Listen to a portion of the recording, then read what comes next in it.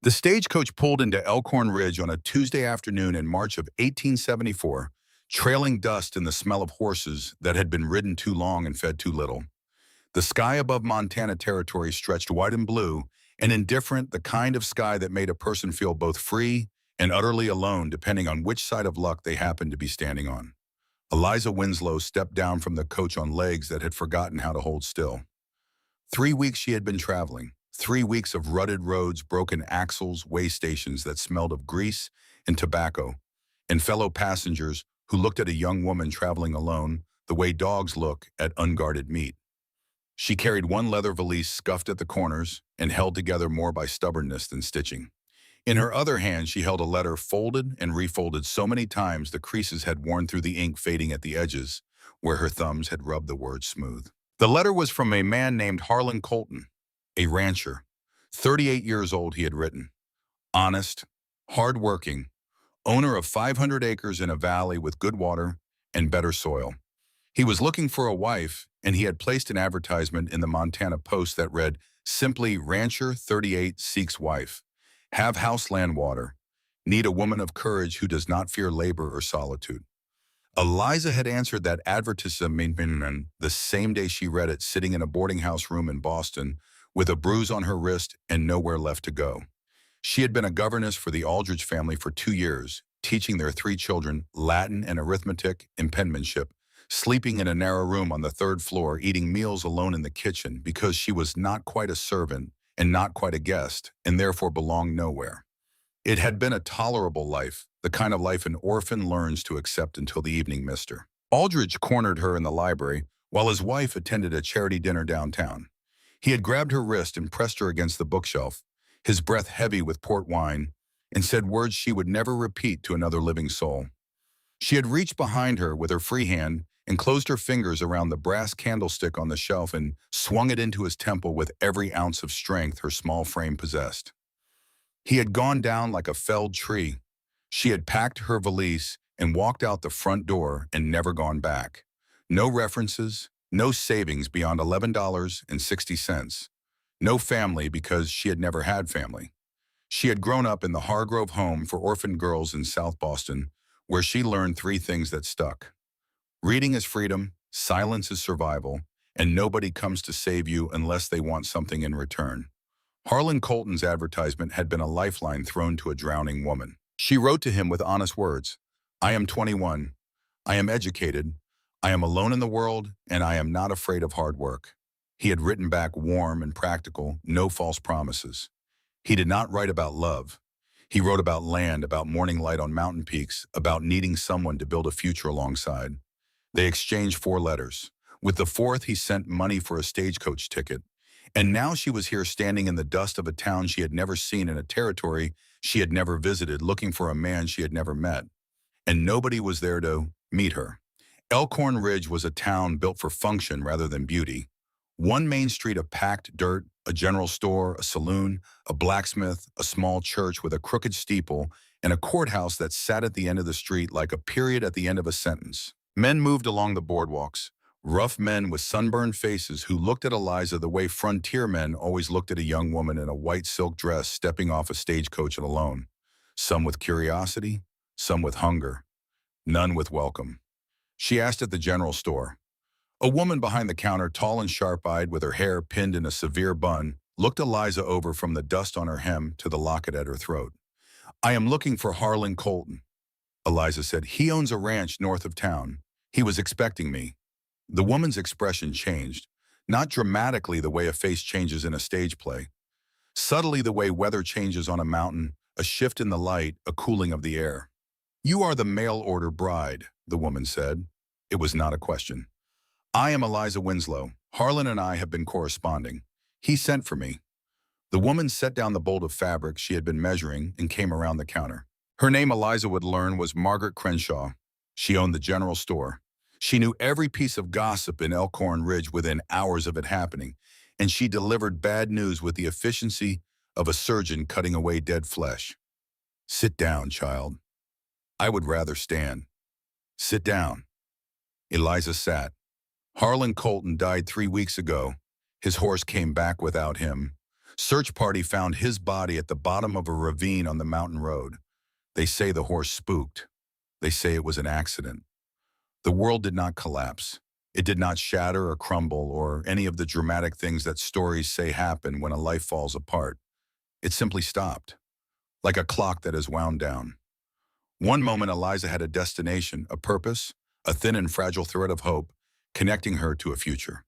The next moment, the thread was cut, and she was holding nothing. She sat in Margaret Crenshaw's general store, still holding her valise, still holding the letter, and tried to understand what this meant. No husband, no home, no money for a return ticket, and a town full of strangers who had no reason to help and every reason to look away. Margaret watched her, and there was something in the older woman's eyes that might have been sympathy if it were not so thoroughly mixed with calculation. You have people back east? No. Money? No. Skills? A trade? I can read, I can write, I can do arithmetic, I can teach. This is not Boston. Nobody here is hiring a governess. Margaret leaned closer, her voice dropping. Listen to me. There is a man in this town named Silas Pendleton. He owns the silver mine north of here and half the land in the county. He showed up at Harlan's funeral with an offer to buy the ranch before the dirt was settled on the grave. He has been buying up every piece of property in this valley for 3 years, and the people who refuse to sell have a way of meeting unfortunate ends. Get on the next coach and go somewhere, anywhere. Do not let Silas Pendleton know you exist. Eliza looked at the woman. She heard the warning. She understood it. And she made a decision that was either the bravest or the most foolish of her life. Harlan Colton sent for me, she said quietly. He wrote me a letter that said this land is everything I have. He asked me to come. I came. I did not travel 2,000 miles to turn around because a rich man wants what is not his. Child, you do not understand what you are walking into. I understand exactly what I am walking into. I have been walking into rooms where I do not belong my entire life. At least this time there is land under my feet. She stood, picked up her valise, and walked out into the Montana sunlight, leaving Margaret Crenshaw staring after her with an expression that was equal parts admiration and the certainty that she was watching a young woman march toward her own destruction. The summons came the next morning. A deputy with a badge that needed polishing and a horse that needed feeding knocked on the door of the boarding house where Eliza had spent the night and informed her that Judge Orville Harwick required her presence at the courthouse at 10 o'clock to discuss the matter of the Colton estate. Eliza put on her white silk dress, the only good dress she owned, brushed the road dust from the hem as best as she could, pinned her golden hair back from her face, and walked to the courthouse with her chin lifted and her hands steady and her heart hammering so hard against her ribs she was certain the whole town could hear it. The courtroom was small and smelled of old wood and the particular mustiness of a room where justice had been bent so many times it no longer held its original shape. Wooden benches lined both sides filled with townspeople who had come to watch the way people come to watch a hanging. Judge Harwick sat behind his bench like a toad on a lily pad, round and moist and deeply uncomfortable. He was 62 years old and had the face of a man who had sold his conscience so long ago he no longer remembered what it felt like to have one. His eyes were small and quick, and they did not meet Eliza's when she entered. Silas Pendleton sat in the front row. He was 52, silver-haired, straight-backed, with the bearing of a man accustomed to command. His suit was black and impeccably tailored. His face was handsome, and a hard-way jaw, square eyes the color of slate. Those eyes held intelligence, authority, and something that looked almost like righteousness, and that was the most dangerous thing about Silas Pendleton. He did not believe he was a villain. He believed he was building an empire, and anyone who stood in his way was simply an obstacle to be removed. Miss Winslow, Judge Harwick began mopping his forehead with a handkerchief that had seen better days. This court has been made aware that the late Harlan Colton entered into a mail-order marriage agreement with you prior to his death. Is this correct? It is. The agreement, being a pre-matrimonial contract, affords you certain inheritance rights to the Colton property. However, he paused the way men pause when they are about to deliver a verdict they have already been paid to deliver. Under territorial law, an unmarried woman cannot maintain sole ownership of property exceeding 100 acres. Without a husband to serve as legal guarantor, you have 30 days from today to either secure a marriage or forfeit the property to the county. And the county, Eliza said, her voice cutting through the courtroom like a blade of winter wind, will sell it to whomever the county sees fit. Judge Harwick's small eyes blinked. The court will follow proper procedure. The court will sell my land to Mr. Pendleton before the ink is dry on the forfeiture papers, and everyone in this room knows it. Whispers erupted. Someone coughed. Someone else said, "Lord have mercy," under their breath. Silas Pendleton stood. He moved the way a man moves when he knows every room he enters belongs to him. Slowly, deliberately, with the confidence of absolute control. "Your Honor, if I may." His voice was deep and measured a colonel's voice. "Miss Winslow is clearly distressed. She has traveled a great distance only to receive terrible news, which is why I would like to offer a practical solution." He turned to Eliza. "I am prepared to purchase the Colton Ranch at fair market value. You would receive a generous sum, more than enough to return east. No one needs to lose here." Dignity. Eliza tasted the word like spoiled meat. "Harlan Colton wrote to me 4 times. In his last letter, he wrote something I will never forget. He wrote, 'Eliza, this land is everything I have. If anything happens to me, do not let anyone take it.' He knew Mr. Pendleton. He knew someone wanted him dead." The courtroom went silent, not quiet silent, the kind of silence that has weight and pressure and makes it hard to breathe. Silas Pendleton's smile did not waver, but something behind it shifted. A recalculation, a reassessment of the woman standing before him. "That is a dangerous accusation, Miss Winslow." "It is not an accusation. It is a dead man's words." Judge Harwick slammed his gavel. "That is enough. Miss Winslow, the law is clear. You have 30 days to find a husband, or the property reverts to the county. Mr. Pendleton's offer stands. I strongly suggest you consider it."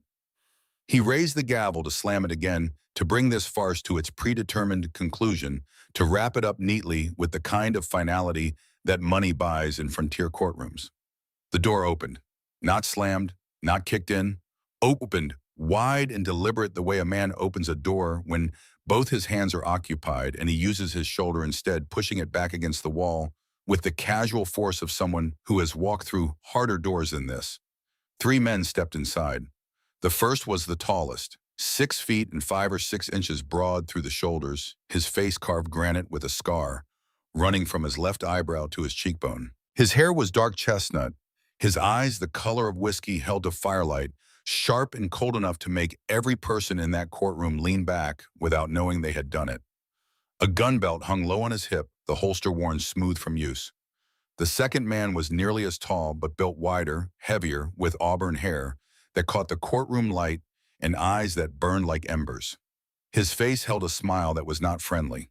2 pistols hung at his hips, and his right hand rested on the grip of one with the relaxed familiarity of a pianist resting fingers on keys. The third man entered last. Younger, with lighter brown hair, streaked gold by sun, and warm eyes that held none of his brother's coldness. He carried a pack that smelled of dried herbs and no visible weapon, but his hands were scarred and calloused, and large enough to cause damage if required. 3 men, same impossible height, same jaw, same cheekbones, same look of men who had been forged in a place where only the hard survived. Brothers. That much was obvious. Identical, no, but cut from the same stone atone. The courtroom held its breath. "Court is in session." Judge Harwick sputtered, his face going the color of raw beef. "You cannot simply walk in here and disrupt official proceedings." The first man did not look at the judge. He looked at Eliza. His eyes found hers across the room, and something passed between them that neither could name a recognition, not of faces, but of souls that had been surviving alone for too long. "She needs a husband to keep her land," he said. His voice was low and rough, the sound of gravel scraping against hardwood. "I am offering." The courtroom erupted. Silas Pendleton rose to his full height, and for the first time his composure cracked. "Gideon Mercer." He spoke the name like it was a curse. "You and your brothers have no standing here. You are criminals. You are animals. You live in the mountains like savages, and you have no right to interfere in legal proceedings." "We are citizens of Montana Territory," the third brother said, his voice calmer than the storm around him. "Free men, no outstanding warrants. I checked. There is no law preventing any of us from entering into a marriage contract." Silas's lawyer, a thin man with spectacles and fingers stained with ink, began flipping through papers with increasing desperation. Pages turned, statutes were consulted, precedents were searched, and the answer he found was the answer he did not want to find. There is no prohibition, the lawyer said quietly. Marriage is a civil contract. Criminal history does not invalidate eligibility. This is absurd, Silas said, his voice rising for the first time. Gideon Mercer killed 3 men at Copper Creek. He is a known murderer. I killed 3 men who cut my mother's throat in front of my brothers. Gideon still did not look at Silas, still looked only at Eliza. His voice did not rise, did not waver, did not carry anything except the flat, factual weight of truth spoken without apology. I was 15 years old. I did not have a gun. I used what I could find. If you call that murder, I will take the word. But it does not change the law, and the law says she can marry and keep her land. Eliza stood in the center of that courtroom, the center of that storm, and felt every eye on her like physical weight pressing against her chest. She looked at Gideon Mercer, at the scar, at the gun, at the eyes that had seen things no 15-year-old should ever see. She looked at his brothers, the dangerous one, with 2 guns, and the warm one with herbs on his back. She looked at 3 men who the entire territory called monsters. Then she looked at Silas Pendleton, at the perfect suit, at the calculating eyes, at the hands that had probably signed the order to kill the man who had offered her a home. And she thought, between a man who admits what he has done and a man who hides what he has done, I know which one I trust. I consent, she said. 2 words. They rang through the courtroom like a bell struck in an empty church. Judge Harwick looked like a man being forced to swallow his own medicine. His face went through several colors, none of them healthy, before settling on a mottled purple that suggested his heart was working harder than it had in years. This is highly irregular. It is legal, the 3rd brother said. Perform the ceremony or explain to the territorial governor why you refuse to uphold a lawful marriage. The gavel came down. The words were spoken fast, as though speed could diminish their significance. Eliza Winslow and Gideon Mercer joined in matrimony by the authority of Montana Territory. Witnesses signed, papers were filed, and just like that, the orphan from Boston was married to a man she had known for less than 10 minutes. The 2nd brother, the one with 2 guns and the dangerous smile, leaned against the wall and watched the proceedings with the expression of someone observing a chess game whose outcome he had already predicted. The 3rd brother watched Eliza, not with calculation or hunger, or any of the things she had learned to recognize and fear in men's eyes, with something else. Curiosity, maybe, or wonder. The way a person watches a bird land on a branch that should not hold its weight, and it holds.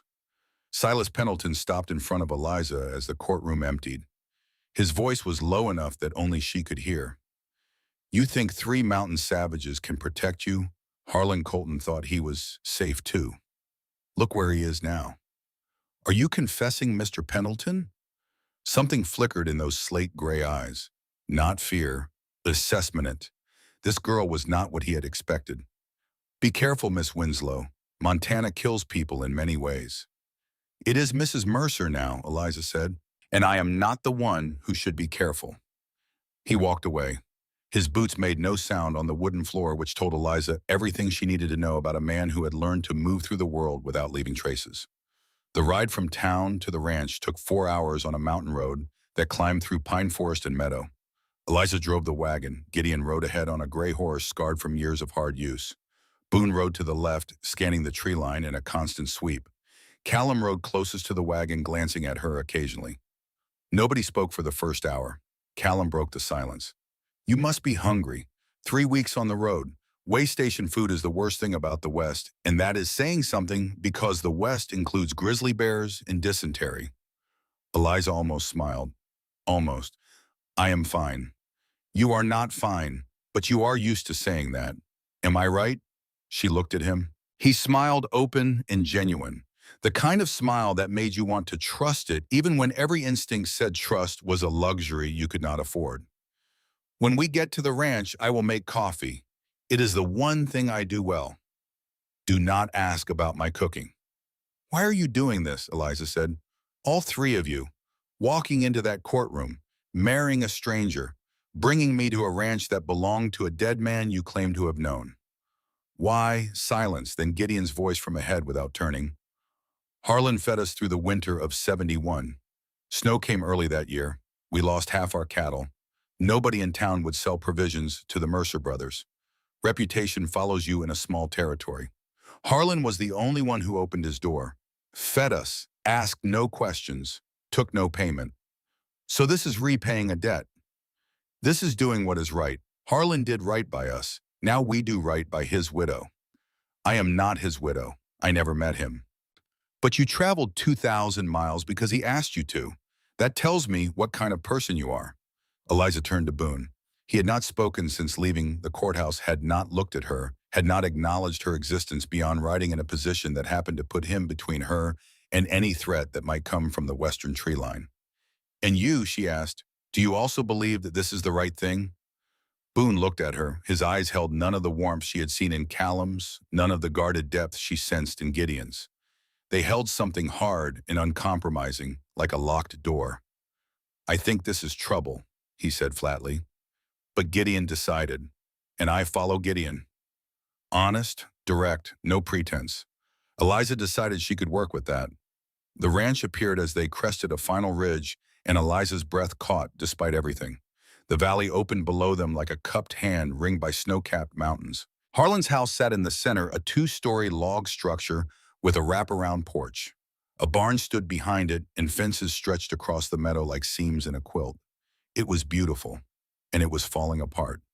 6 months without a living hand had done what 6 months always does. Fences sagged. The barn listed. The roof showed gaps. Weeds had claimed everything. Gideon dismounted and stood for a long moment, his eyes moving across the property with the slow, methodical assessment of a man who sees not what is, but what needs to be done to make it what it should be. Fences need resetting. Barn needs squaring. Roof needs patching. Well needs clearing. He said it the way another man might read a grocery list. No emotion, just facts. I know it is in bad shape, Eliza said, her voice carrying a defensive edge she did not entirely intend, but it is mine. Nobody said it was not yours. Gideon looked at her the first time he had looked directly at her since the courtroom. Those eyes, so cold from a distance, held something different up close. Not warmth exactly, but depth. The suggestion of warmth buried so far down it might take years to reach. You sleep in the house, he said. We sleep in the barn. The barn? We have slept in worse places. Boone said, already dismounting and heading for the barn with the purposeful stride of a man who intends to start working immediately and does not care whether anyone joins him. Do not worry about us. Callum smiled again, that disarming, open smile. Barn is fine as long as it has a roof. Tomorrow, I fix the roof first. They worked until dark, all three of them, without being asked, without discussion. Gideon began on the fences with a precision that bordered on artistry, each post straight, each nail sunk in 3 clean strikes. He was a carpenter by nature. Boone attacked the gate with brute effectiveness. Callum patched the barn roof with careful deliberation, measuring twice, cutting once. She made supper, eggs, bread, coffee, strong enough to strip varnish. She set the table on the porch, unsure whether the brothers would come inside to eat or whether she should bring food to the barn. Callum appeared first, hands washed, smile in place. I smelled coffee from across the ridge, he said, sitting down with the grateful exhaustion of a man who has earned his meal. Lord, someone cooked for me. Last time that happened, was when Mama was alive. He stopped, his face shifted a cloud-crossing sun. I am sorry, I did not mean to bring that up. Do not apologize, Eliza said. Tell me about her. He looked at her for a long moment. Then he told her, carefully, briefly. Their mother's name was Sarah. She was a schoolteacher before she married their father. She read to them every night, made apple pie on Sundays, sang while she did the wash. She died when Callum was 10. Boone appeared at the door midway through the story. He heard half a sentence and his face hardened into something that looked like stone, but was actually the opposite, something so fragile it needed stone to protect it. He sat down, ate in silence, and when Callum finished, Boone stood and gave Eliza a short nod. Not polite, not friendly. Acknowledgement. The nod of a man who has registered that someone listened to his brother's pain and did not flinch from it. Then he walked back to the barn. Gideon came last. He always arrived after his brothers had eaten, always choosing the seat farthest from the center, always positioning himself where he could see the yard through the window. One evening, 2 weeks into their arrangement, Eliza set down the serving spoon and looked at him directly. How many times do I have to tell you to come in before you stop hovering out there? Old habit. What habit? Waiting to be told I am welcome somewhere. The words landed in the kitchen like a stone dropped into still water. Eliza felt the ripples move through her chest. She pulled out his chair, the one that faced the window because she had noticed he always positioned himself where he could see outside, and said, "This is your chair. It will always be your chair. You do not need an invitation to sit in it." Gideon sat, he ate, and that night for the first time he did not eat like a man feeling himself for labor. He ate slowly. He tasted the food. He looked at the plate and the table and the kitchen and the woman across from him, and something in his granite expression shifted by a degree so small that only someone watching very carefully would have noticed. Eliza noticed. "Harlan would have liked you," he said, the first non-essential sentence he had spoken to her outside of work. "You think so, know so. He was a good man, deserved a good person beside him. And do you not deserve the same?" He did not answer. He stood, nodded, and walked out into the darkness. Eliza watched him go and felt the ache of a door closing that had been open for exactly 1 second. That night, lying in Harlan Colton's bed in Harlan Colton's house in a territory she had never seen before today, Eliza stared at the ceiling and listened to the wind howl through gaps in the walls and tried to comprehend what had happened to her life. This morning she was a mail-order bride arriving to meet a husband. Tonight she was married to a stranger, a man whose name made an entire town go quiet, and his two brothers had come as part of the arrangement, like items she had not ordered but could not return. Around midnight she heard footsteps. Slow, deliberate. She went to the window. Gideon walked the fence line, one hand resting on his gun, circling the property again and again. He was keeping watch. On the third night, Eliza could not sleep. She sat by the window and discovered the full extent of their vigilance. Gideon walked the north perimeter. Boone sat on a rock outcropping above the barn, still as a carved figure, watching the entire valley. And Callum lay on the barn roof, not watching but listening, reading the sounds of the forest, the way a blind man reads a face with his fingertips.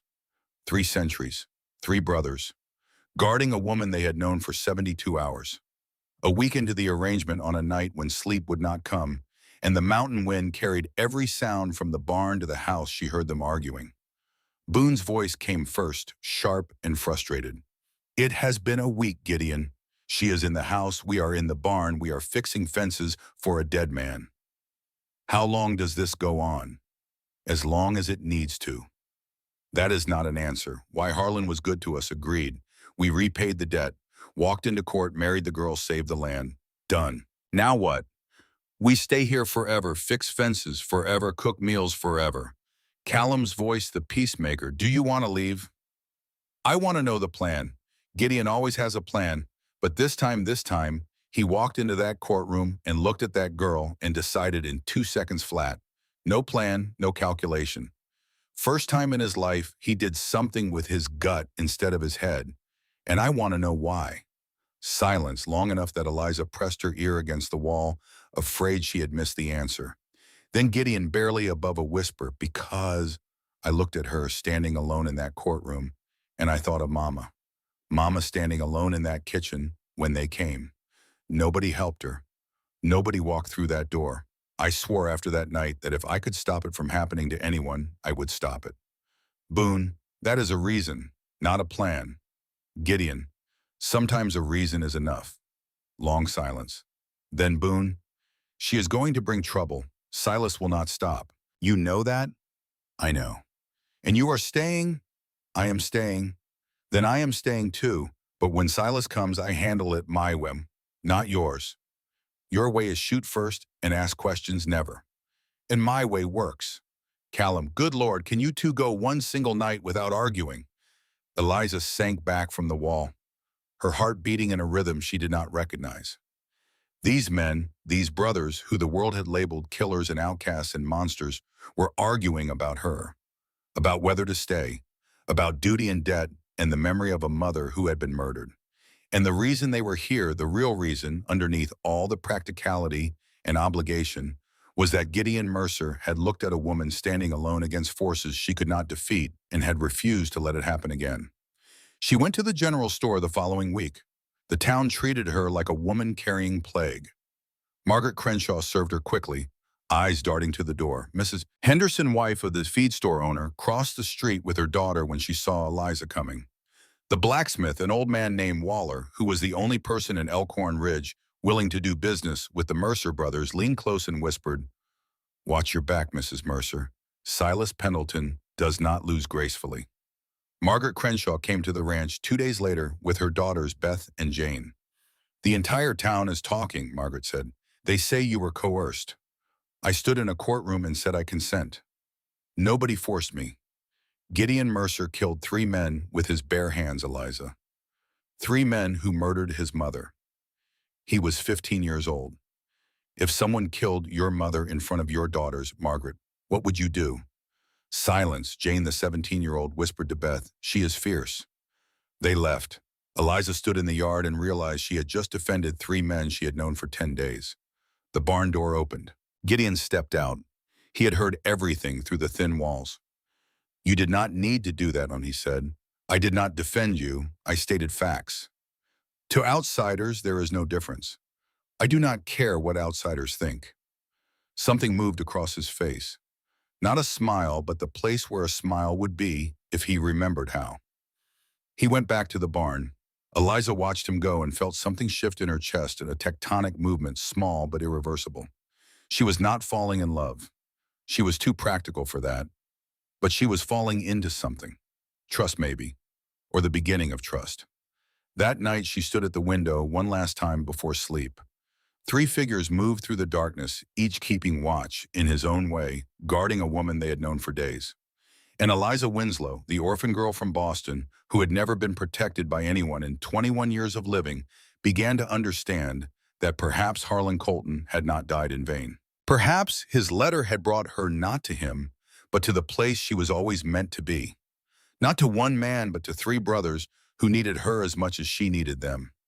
Only none of the 4 of them knew how to say it. Not yet. And in the high mountains of Montana, where the wind never stopped and the stars burned close enough to touch, that was all right. Some truths do not need words. They need time. And fences that get fixed before dawn. And coffee shared in silence. And the slow, stubborn, terrifying act of learning to trust someone with the only thing you have left, which is yourself. 2 weeks passed, and the ranch began to remember what it was supposed to be. The brothers worked with a devotion that bordered on sacrament, each in his own way. Gideon rebuilt the fences with a carpenter's precision, each post plumb straight, each joint so tight, Eliza could not fit a fingernail between board and post. She watched him through the kitchen window and thought that a man's character could be read in the way he built a fence, and Gideon Mercer built fences the way cathedrals are built, with patience and purpose, and the unspoken belief that what you make with your hands should outlast you. Boone attacked the gate and corral with relentless force, beating materials into submission. His work lacked elegance, but nothing he built ever moved from where he put it. Callum handled the barn roof and garden fence with careful deliberation, measuring twice, cutting once, never having to redo a single thing. Eliza found her own rhythm among theirs. She cooked, cleaned, mended, and began turning the overgrown patch behind the kitchen into a garden. Callum helped her. He knew soil the way his brother knew wood. "Plant the beans here," he said one morning, kneeling beside her in the dirt, his large hands surprisingly gentle as he turned the earth. "Soil is richer near the creek. Carrots want the higher ground where the drainage is better." "How do you know all this?" "Mama taught us. She grew everything. Said a woman who can feed herself never has to depend on anyone." He paused, a shadow crossing his open face. She was right about that. She sounds like she was right about a lot of things. She was right about most things. He smiled, but the smile carried weight. She was wrong about one thing, though. She told us the world would be fair if we were good. Turns out the world does not care whether you are good or not. It just keeps coming. Eliza looked at him, this youngest brother, with his warm eyes and his herb pack and his easy laughter that hid a grief as deep as his brother's silence. Maybe that is why being good matters, she said, because the world does not require it. You choose it anyway. Callum held her gaze for a moment longer than was comfortable, and something moved behind his eyes. That was not grief and not laughter, but something between something that made Eliza look away first. By the end of the second week, the evening meals had become something none of them had expected. A ritual, a gathering point, the 1 hour of each day when all four of them occupied the same space and breathed the same air and existed however briefly as something that resembled a family. Callum still arrived first. Boone still ate in silence. And Gideon still chose the chair by the window, the one Eliza had claimed for him, with a declaration that brooked no argument. But the silences between them had changed. They were no longer empty. They were full of things being built slowly the way fences are built one post at a time. The attack came on the 15th night. Eliza woke to hoofbeats. Not one horse or two, the thunder of 6 horses ridden hard coming up the mountain road with purpose that could not be mistaken for a social call. She rolled out of bed, grabbed Harlan's rifle from where she kept it propped against the wall, and went to the window. Moonlight flooded the yard. 6 riders circled the barn torches, burning the orange light, casting long shadows that writhed across the ground like living things. The lead rider was a man she recognized from the courtroom, thick through the shoulders, with a jaw like a shovel blade and eyes that sat too close together. Dalton Greaves, Silas Pendleton's foreman. His voice carried through the night like a hammer striking iron. "Mercer, get out here. Mr. Pendleton wants a word." The barn door opened. Not one man. 3. They emerged together, shoulder to shoulder, already dressed, already armed, and already arranged in the formation that Eliza was beginning to understand was as natural to them as breathing. Gideon in the center, still as stone, his hand resting on his holstered pistol, with the relaxed readiness of a man who has drawn that weapon so many times the motion has been worn into his muscle and bone. Boone on the left, both guns already clear of leather, not aimed but held low at his sides, in a way that said, "I am ready and I am fast, and you should think very carefully about your next 5 seconds." Callum on the right, unarmed as always, but positioned with the quiet competence of someone who has learned that the best place to be in a fight is the place nobody expects trouble from. They had been waiting for this. Eliza realized it with a cold clarity that settled over her like snow. They had known Silas would send men. They had known it was not a question of whether but when. And they had been sleeping, ready every night, boots on, guns loaded, waiting in the dark, the way soldiers wait in trenches for the whistle to blow. Eliza did not stay inside. She came through the front door with Harlan's rifle in her hands, still wearing her nightgown, her golden hair loose and wild around her shoulders. And she walked to the edge of the porch and stood there, small and fierce and lit by torchlight, like something out of a painting of frontier justice. "Go back inside, Eliza." Gideon did not turn around, but he knew she was there. He always knew. "This is my land. I will stand on my land." "Eliza, you heard me." Dalton Greaves laughed. It was an ugly sound, the laugh of a man who finds cruelty entertaining. "Boston girls got some fire. That is sweet, Mrs. Mercer. Real sweet. But here is how this works. Mr. Pendleton's offering one last time. $5,000 for the ranch. Take the money, take your mountain trash, and go." Everybody walks away happy. "No," Eliza said. "Lady, you should think about this." "I have thought about it. The answer was no yesterday. The answer will be no tomorrow. The answer is no right now, tonight, standing on this porch. Now get off my land before I let my husbands give you an answer that does not require words." "Husbands? Greaves grinned, a feral baring of teeth. "You got 3 husbands, Mrs. Mercer. Whole town knows what that means. They say you are nothing but a little." 3 hammers cocked. 3 sounds, almost simultaneous, the metallic triple click of weapons being armed by hands that had performed the action 10,000 times. "Finish that sentence," Boone said. His voice was soft, almost gentle, and that softness was the most terrifying sound Eliza had ever heard. "Please, finish it." Greaves looked at Boone's face and saw something there that drained the amusement from his own. He looked at his men, 5 riders behind him, torches guttering in the mountain wind, their horses shifting nervously because animals can smell intent, and the intent coming off the Mercer brothers was as heavy and unmistakable as the smell of blood. One of the riders, a young man barely out of his teens, spoke up. "Dalton Pendleton did not pay us enough for this, not for all 3 of them." Shut your mouth. 3 Mercer's Dalton. 3. I signed on for ranch work, not a funerum. Greaves looked at his men, then at the brothers, then at Eliza on the porch, with a rifle she clearly knew how to hold. The arithmetic was simple. 6 men against 3 brothers and a woman who had refused to stay inside.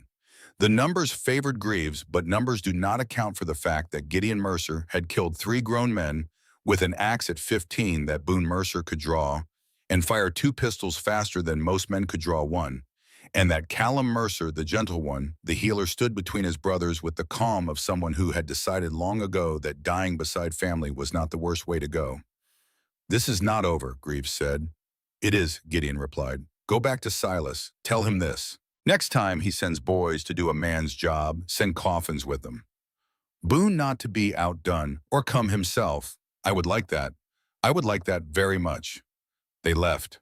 Horses wheeling torches, trailing sparks, the sound of hoof-beats diminishing down the mountain road until the night swallowed them, and all that remained was silence and the smell of smoke and the ragged sound of 4 people breathing hard.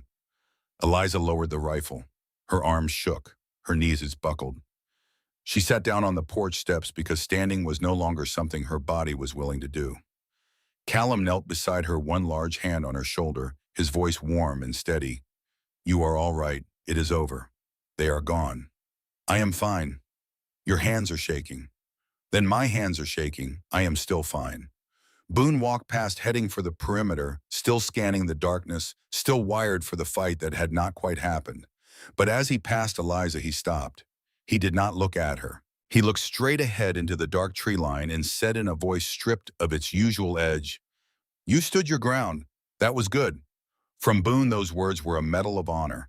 Gideon came last. He stood in front of her, and she looked up at him, and the moonlight caught the scar on his face and the set of his jaw, and she saw something there that she had not seen before. Not coldness, not distance, fear. He was afraid, not of Greaves or Silas or bullets or fire. Afraid that she had been out here. Afraid that something could have happened to her while he was standing 20 feet away. You called me your husband, he said. Because you are. On paper. On paper. She held his gaze. And on this porch, and in that courtroom, and wherever else it matters. He looked at her for a long time. Then the knot in his jaw loosened, just barely, just enough. And he walked into the darkness to check the perimeter. And Eliza sat on the porch steps and pressed her hands together to stop their trembling and thought about the word husband and how it tasted different every time she said it, less like ash and more like something she might one day mean. 3 weeks after the wedding, Callum collapsed. Eliza found him face down in the yard halfway between the barn and the chicken coop, a bucket of feed spilled beside him. She dropped to her knees and pressed her hand to his forehead and jerked it back. His skin burned like a stovetop. His breathing was shallow, rapid, wrong. Gideon Boone. They came from different directions. Gideon from the north fence, Boone from the creek, where he had been checking the water flow, both running the way men run when the person calling their name is using the voice that means someone is dying. Gideon reached them first. He gathered Callum into his arms the way a man gathers a child, despite the fact that Callum was over 6 feet tall and built like a draft horse, and carried him toward the house. He did not hesitate at the door this time. He walked straight through it, carrying his youngest brother into the home he had never quite believed he was allowed to enter, and laid him on the bed in the downstairs room that Eliza had made up with clean blankets just that morning, as though some part of her had known this was coming. For 3 days the fever raged. Callum, the warmest of the brothers, the one who smiled easiest and laughed loudest and made the worst coffee Eliza had ever tasted, but somehow made drinking it feel like an act of love, lay in that bed and burned. His skin turned the color of old wax. His eyes, when they opened, saw things that were not in the room, people who were not there, conversations from years ago replaying behind his eyelids, like scenes from a play performed for an audience of ghosts. He called for his mother. That was the worst part. Not the fever itself, not the shaking, not the way his body seemed to be consuming itself from the inside. The worst part was hearing this 31-year-old man, this man who had survived 21 years on a mountain with nothing but his brothers and his courage, calling out in the dark for a woman who had been dead since he was 10. Mama, I am sorry. I am sorry I could not save you. Gideon saved us. Boone fought. I just stood there. I just stood behind the cabinet and watched. I am sorry. I am so sorry. Eliza sat beside the bed and changed the cool cloths on his forehead and poured water between his cracked lips when he was conscious enough to swallow and listened to every word and held his hand and did not cry. She did not cry because crying was a luxury for people who could afford to be weak, and Callum needed her to be strong, and so she was strong. Gideon stood in the corner of the room. He did not sit. He did not lean. He stood upright, motionless, a stone pillar in the shadows, and he did not leave. Not for 3 days. Not to eat, not to sleep, not to work, not to check the fences or walk the perimeter or do any of the 1,000 things that were his daily ritual. He stood and watched his youngest brother fight for his life, and the only sign that he was feeling anything at all was his hands. Those massive, calloused hands that had killed men and built fences and caught Eliza when she jumped from a height that should have broken her were clenched so tight that his nails cut into his palms. Eliza saw blood seep between his fingers and said nothing because she understood that this was the only way Gideon Mercer knew how to pray. Boone did not enter the room. For 3 days, while his youngest brother lay dying, Boone Mercer stayed outside. He chopped wood. He split kindling. He sharpened every blade on the property until they could cut it air. He reshod 2 horses. He mended a harness. He found things to do with his hands because if his hands stopped moving, his mind would start thinking.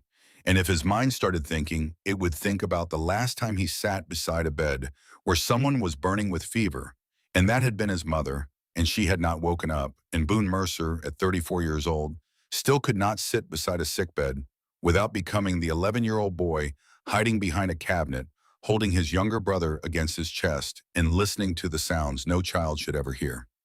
On the second night, Eliza stepped onto the porch to breathe air that did not smell of sickness. Boone was sitting on the steps, a knife in one hand and a block of wood in the other, though the wood had been whittled down to almost nothing, and what remained bore no resemblance to anything except the shape of a man's inability to process what he was feeling. "You should go in and see him," Eliza said. "No. He is your brother. I know who he is." "Then go to him." Silence. The knife stopped moving. Boone stared at the ruined piece of wood in his hand and said in a voice that Eliza had never heard from him before, a voice without edge or heat or armor, "The last time I sat beside a bed where someone had a fever like that was Mama. She did not wake up." He did not look at her. He could not. Because looking at her would mean admitting that what he had just said was not information, but confession, and Boone Mercer did not confess. Not to anyone, not ever. Eliza sat down beside him. She did not touch him. She did not speak. She simply sat close enough that their shoulders almost touched and let the silence do what words could not. After a long time, Boone said, "You are not terrible for a Boston girl." "Thank you, I think." The ghost of something that might have been a smile crossed his face and was gone. On the third night, the fever broke. Callum opened his eyes to find Eliza asleep in the chair beside his bed, her hand still resting on his arm, her golden hair fallen across her face, dark circles under her eyes that spoke of 3 nights without sleep. He found Gideon, standing in the corner, eyes open, hands still clenched, a statue that had been standing guard for 72 hours without moving. And through the window, he found Boone sitting on the porch steps, head bowed, knife in hand, the picture of a man who has been holding himself together by the thinnest of threads. "What did I miss?" Callum whispered. Eliza jerked awake. Her hand tightened on his arm. Her eyes found his, and they were clear and alert and alive. And the sound that came out of her was half laugh and half sorrow, and entirely the sound of relief so profound it has no name. "Thank God. Thank God. Do not ever do that again." Callum looked at her, looked at the exhaustion on her face, the tear tracks on her cheeks, the way her fingers gripped his arm, like she was afraid he would disappear if she let go. And he said quietly, "You cried for me." "Of course I cried for you. You are my family." The word landed in the room like a pebble in still water. From the corner, Gideon's head turned. In the chair, Callum looked up at Eliza. Nobody spoke. Nobody needed to. The word family had rearranged the air in the room, and all 4 of them breathed it in, and none of them could pretend anymore that this was a legal arrangement or a repaid debt or anything other than what it was becoming. Eliza moved them all into the house that day. She would not hear arguments, and she got them anyway, and she won them all. 3 bedrooms upstairs, she said. 3 brothers. Discussion over. Boone was the last to object and the first to carry his blanket up the stairs, which told Eliza everything she needed to know about the relationship between what Boone Mercer said and what Boone Mercer did. One evening by the fire, the four of them sat in a silence that had become comfortable the way a worn chair is comfortable, shaped by use and time to fit the people who occupy it. Callum was recovering, propped in the big chair closest to the heat, a blanket over his legs and color returning to his face. Gideon sat on the floor with his back against the wall, which Eliza had learned was his preferred position in any room, always with his back to something solid and his face toward the door. Boone leaned against the mantel arms, crossed, staring into the flames. Eliza told them about the orphanage, about counting days until she was old enough to leave, about Mr. Aldridge, about the candlestick and the bruise on her wrist and the $11.60 that represented the sum total of her worth in the world. She told it without self-pity, the way a person reports a weather event. These things happen. She survived them. That was all. Your turn, she said. Heavy silence, the fire cracked. Gideon told it, his voice flat, nearly toneless, like a man reading a military report about a battle that happened to someone else. Their father died when Gideon was 13. Sickness, slow and terrible. Their mother, Sarah, held the family together on that mountain with nothing but her will and her hands and a collection of books she had brought from back east. She taught them to read. She taught them to write. She taught them that a man's worth is measured not by what he takes from the world, but what he builds in it. She survived 2 winters alone, with 3 boys, no help from the town, no help from anyone because the Mercer homestead was too far up the mountain and too poor and too forgotten for anyone to bother with. Then 3 miners came, drunk, passing through. They had heard a rumor about a pretty woman living alone with children on the mountain, and they came with intentions that did not require explanation because the evidence was in the way they kicked in the door and the way they laughed when Sarah told them to leave. Gideon was in the forest checking trap lines. He heard his mother scream. He ran. 2 miles downhill through trees and rock faster than he had ever run, and when he burst through the door of their cabin, he saw his mother on the kitchen floor and 3 men standing over her and blood on the knife in one man's hand, and Boone, 11 years old, pressed into the corner, holding Callum against his chest, Callum's face buried in his brother's shirt so he would not have to see. Gideon was 15. There was no gun within reach. He grabbed his father's axe from beside the fireplace. He did not describe what happened next. He did not need to. The silence described it. The scar on his face described it.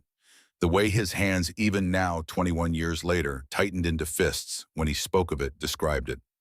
After, he said, and his voice did not waver. I washed my hands. I covered Mama with her quilt.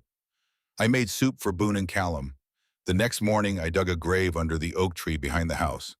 We buried her, and then we survived. Nobody asked how. Nobody came. The town only knew one thing: the Mercer boy killed 3 men. Nobody added that they killed his mother first. Eliza did not cry. She looked at Gideon and said, You saved your brothers. I was too late to save her. But you saved Boone and Callum, and you have kept them alive for 21 years. That is not failure. That is an entire life. Boone stood abruptly, walked outside. Eliza heard a single impact against the exterior wall, a fist hitting wood hard once. Then silence. Then he came back, sat down, did not look at anyone, and said, What was that song Mama used to sing, the laundry song? Callum from his chair. Barbara Allen, she sang it off key. She sure did.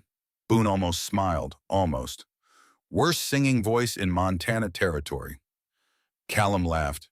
It was thin and tired, the laugh of a man still recovering from a fever that nearly killed him, but it was real. Gideon did not laugh, but the granite softened. For just a moment, he did not look like a statue or a sentinel or a man carrying 21 years of guilt on shoulders broad enough to bear it. He looked like an older brother, remembering his mother's voice, and that was enough. The fire that consumed Eliza's house came 2 weeks later, on a night when the moon was full and the wind was still, and there was no reason for a house to burn except that someone had made sure it would. Eliza woke to the smell of smoke, not wood smoke, which she had grown accustomed to, but something acrid and chemical. The smell of lamp oil spread across dry timber and set alight with purpose.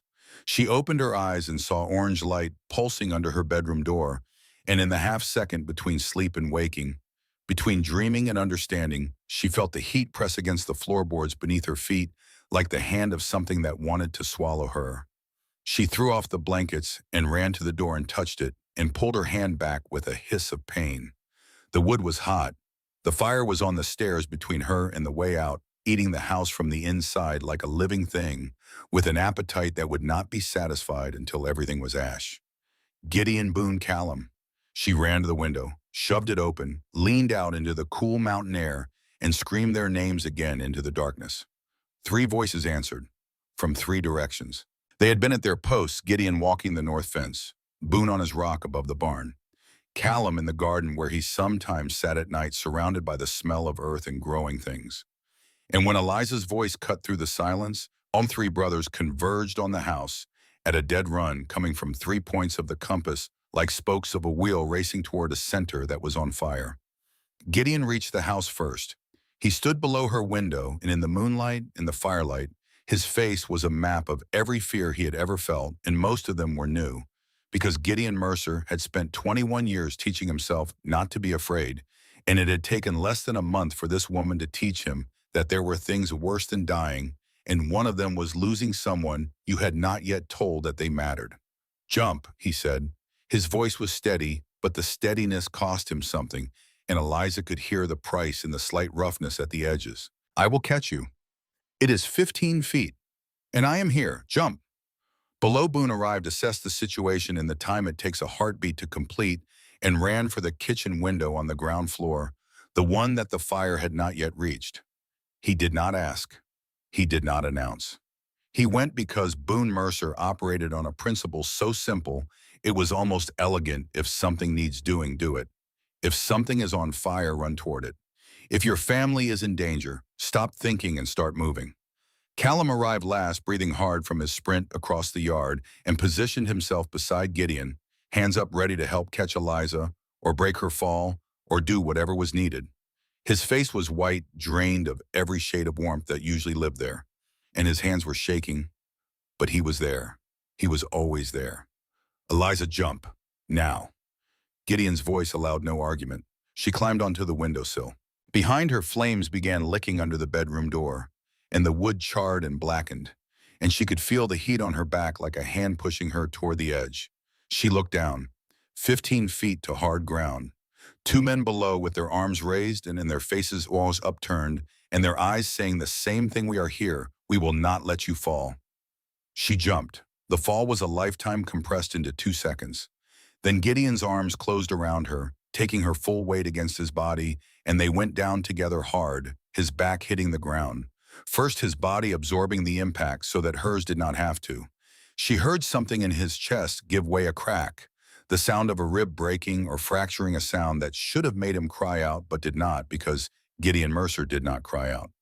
Not at 15 when he fought 3 men with an axe. Not at 36 when he caught a woman falling from a burning house and felt his bones protest the mathematics of impact and velocity in love. He did not let go.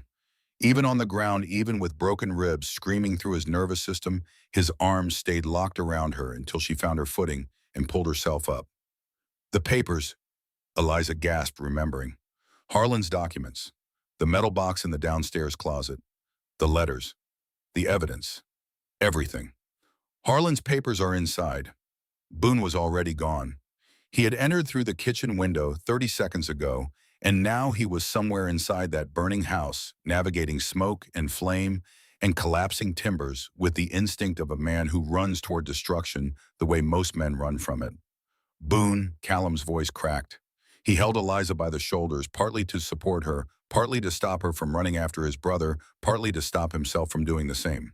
His fingers dug into her arms, not from carelessness, but from the desperate need to hold on to something while his brother was inside a furnace. "Let him go," Callum whispered, and Eliza did not know if he was talking to her or to himself. "Boone is the fastest. Boone will get out." 1 minute. The roof groaned. Timbers shifted inside the deep structural complaint of a building losing its battle against gravity and heat. 2 minutes. Part of the second floor sagged inward with a sound like bones breaking. Eliza pressed against Callum's chest. Her face turned toward the house, her eyes burning from smoke and tears, and she whispered the only prayer she knew, which was not really a prayer at all, but a single word repeated, "Please, please, please." Glass exploded outward from the front window. Boone came through it in a shower of shattered panes and billowing smoke, his arms wrapped around a metal box and a bundle of papers, his shirt on fire on the left sleeve, cuts from the glass, mapping red lines across his forearms and face. He hit the ground and rolled, and Callum released Eliza and sprinted to his brother and threw his jacket over the burning sleeve and beat out the flames with his hands. Eliza ran. She dropped to her knees beside Boone, and her hands went to his face before her mind caught up with her body, her fingers checking the cuts, turning his head to see the damage, searching for injuries, the way a person searches for something they cannot afford to lose. "I got the papers," Boone said. His voice was rough, scraped raw by smoke, and he looked at Eliza kneeling over him, with tears cutting clean tracks through the soot on her face, and he looked confused by her concern, the way a stray dog looks confused when someone offers it food. "I do not care about the papers," Eliza said, and her voice broke. "I care that you are alive." Something in Boone Mercer broke open. Not loudly, not dramatically, not the way things break in stories. Quietly, the way ice breaks in spring, a crack that runs deep and lets the water through. "I am all right," he said, and his voice shook. For the first time in the 23 years since his mother's death, his voice shook and he let someone hear it. "I am all right, Eliza." She turned to Gideon. He was standing, one arm wrapped around his ribs, his face tight with pain he would never admit to, and he was looking at her. Only at her. The house was burning behind him. The house that Harlan Colton had built with his own hands, the house that was supposed to be Eliza's future, and Gideon Mercer did not spare it a glance. He looked at Eliza the way a man looks at the only light in a dark room. "You are hurt," she said, going to him. "It is nothing. Your rib is broken. It will heal." "Gideon." She stopped in front of him and placed her hand on his chest gently above the injury, feeling his heartbeat under her palm, rapid and strong. "Do not say it is nothing to me. Not ever. I need you to be honest with me." He looked down at her hand on his chest, then at her face and the wall he had maintained for 21 years, the wall that kept everyone at arm's length and emotion at bay. Invulnerability, locked in a vault that had no key, developed a crack. "It hurts," he said, one word of truth, the most vulnerable thing he had ever said to another person. "Good," Eliza said. "Now let me wrap it." They stood in the yard and watched the house burn. 4 people. Gideon with his broken ribs wrapped in strips torn from Eliza's nightgown. Boone with glass cuts and singed hair in a metal box at his feet. Callum with soot on his face and tears on his cheeks that he did not bother to hide. Eliza in the center, holding Gideon's hand on one side and Callum's on the other. Boone standing behind her closer than he had ever stood to anyone. The roof collapsed with a sound like thunder, and sparks spiraled upward into the night sky like 1,000 orange stars being born and dying in the same breath. Everything Harlan Colton had built, everything Eliza had hoped for when she stepped off that stagecoach 3 weeks ago, turned to ash and ember and memory. "We rebuild," Eliza said. "Build what?" Callum asked. "A house, our house, not Harlan's, not anyone else's, ours, the 4 of us." Gideon looked at her. "You are certain?" "I have never been more certain of anything in my life." Boone from behind her, his voice low and rough and stripped bare. "Then we build." In the morning in the barn that was now their home, they opened the metal box. Harlan Colton's handwriting was neat and deliberate, the penmanship of a man who wrote carefully because he knew his words might be all that survived him. The letters were dated, witnessed, and devastating. Eliza read aloud. "Silas Pendleton approached me today with a 3rd offer for the ranch. I refused. He said these words, and I write them exactly as he spoke them. Accidents happen in the mountains, Colton. Horses lose their footing. Men fall. I am writing this letter so that if something happens to me, Eliza will know. It was not an accident." She turned the page. The next letter was dated 2 weeks before Harlan's death. "I have discovered why Silas wants this land. It is not the grass or the grazing, it is the water. The creek that runs through my property is fed by an underground spring, the largest in the county. Whoever controls that spring controls every ranch within 30 miles. Silas has already purchased 7 surrounding properties. Mine is the last piece. I have hidden the original deed in the bank vault under Eliza's name. The ledger was worse. Page after page in Harlan's steady hand documenting a pattern of death and acquisition that stretched back 3 years. 14 names, 14 deaths, Jacob Brennick thrown from a horse, the Prescott's house fire, Michael Rawlings shot by supposed rustlers, Mary Stanton drowned in a creek she had crossed safely 1,000 times before, each death occurring within a month of the victim refusing to sell their land to Silas Pendleton, each property acquired by Pendleton within weeks of the owner's convenient demise. 14 people. Eliza said, her voice steady despite the horror crawling up her spine. He murdered 14 people. 15, Gideon said. Harlan makes 15. The ledger sat on the barn floor between them, a dead man's testimony written in ink and preserved in a metal box and carried through a burning house by a man who had never been good with words, but understood that some things are worth bleeding for. We take this to Helena, Eliza said. Marshal Redford. 5 days on horseback, Boone said, through mountain passes. Silas will know we are gone. He will send men to cut us off, Wamos. Then we go away he does not expect. Callum, North Trail through the high passes. Harder, longer, but nobody uses it.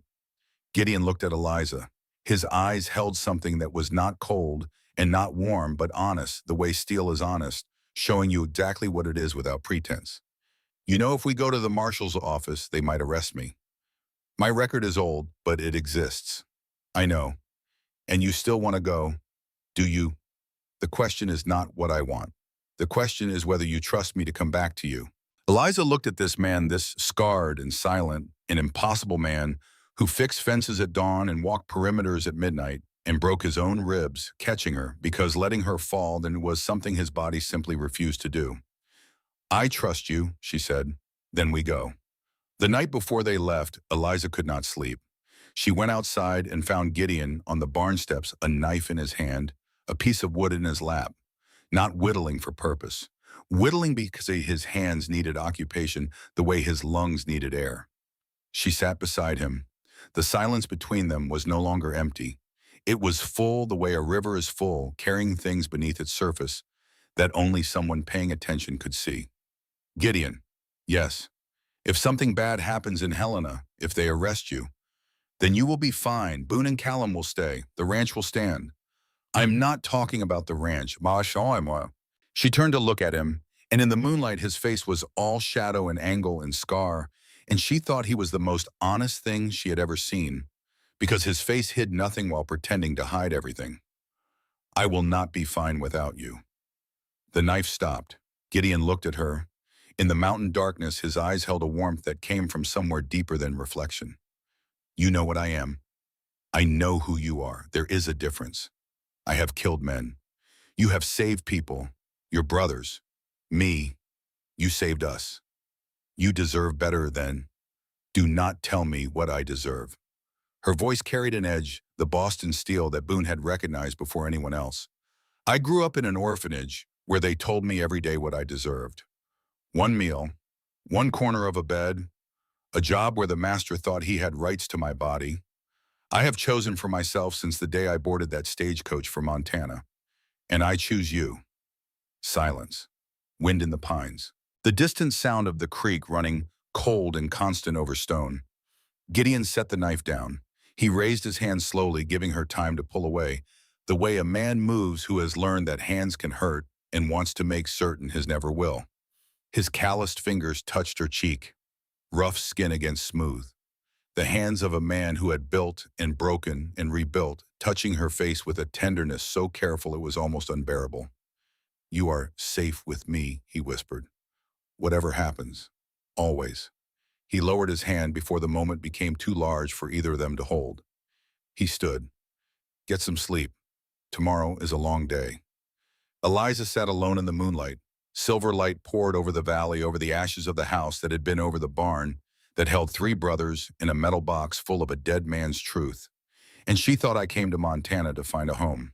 I found 4. Above her, the stars burned cold and close, the way they only burn in high country, and the wind carried the smell of pine and ash and the first green things of spring, pushing through frozen ground.